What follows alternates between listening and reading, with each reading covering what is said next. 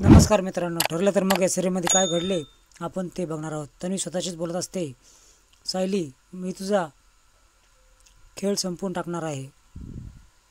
तन्वी लगेचच लाईट बंद करून टाकते आणि सायली लगेचच कॅन्डल लाईट डिनरचं प्लॅनिंग करते.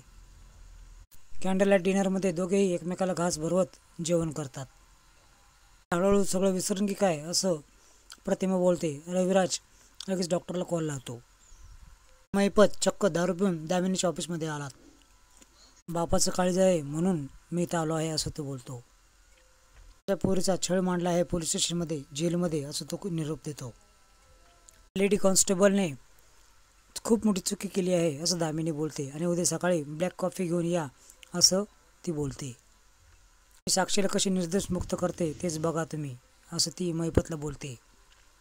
इकडे पूर्णाजी खूप व्यथित असते आणि माझ्या मरणाच्या आधी तरी रविराज इथं आला पाहिजे असं बोलते. हे पाहून सायलीला खूप त्रास होतो आणि सायली दुःखी होते.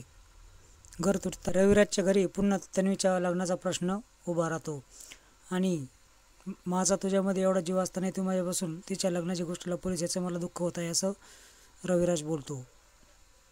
कल्पना तन्वीला बोलते, यावेळी रामनवमीची सर्व तयारी तूच कर, नको त्या माणसाची तयारी नको आहे आपल्याला.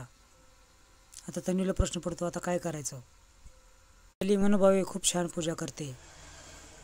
अर्जुन दामिनीला फोन लावतो पण ती फोन उचलत नाही. त्याचं चैतन्य तिथं येतो आणि तो त्याला सांगतो की ती फोन उचलत नाही. अर्जुन खूपच गडबडलेला असतो. ती काय प्रश्न करेल, काय अपोजिशन बाजू मांडेल हे आपल्याला कसं कळेल असा विचार करतो. त्याचे चैतन्य त्याला शांत करतो आणि बसायला लावतो. आता कल्पना तन्वीला पाळणा धरायला लावते. त्याचेच विमल बोलते की आता पाळणा म्हणावं लागेल. तन्वीला प्रश्न पडतो, आता पाळणाकडून बोलायचा. पूर्णाजी मनाविरुद्ध मी तुला पाळणाचा दुरी देत आहे आणि तू पाळणा म्हण असं बोलते. त्याचेच पाळणा चांगलाच सायली बोलते. जण तल्लीन होऊन पाळणा ऐकत असतात. पुढील भागामध्ये तुम्ही बघणार आहात दामिनी डायरेक्ट पोलीस स्टेशनमध्ये येते आणि माझ्या आशल्याची चौकशी तुमच्या कोणत्या लेडीज कॉन्स्टेबलने केली, कशा प्रकारे केली हे मला सांगा असं बोलते. ती कॉन्स्टेबल खूपच घाबरते. अंगाला हात लावायच्या आधी विचार करायचा होता की तिची वकील दामिनी आहे. सस्पेन्शनला तयार राहा असं ती बोलते. इकडे सायली भन्नाट प्लॅनिंग करते आणि प्रतिमाला फोन लावून सगळ्या सोबतदारांना तुमच्या घरी बोलवत का असं सांगते. मित्रांनो, आजचा भाग तुम्हाला कसा वाटला यासाठी कमेंट नक्की करा. व्हिडिओ पाहिल्याबद्दल धन्यवाद.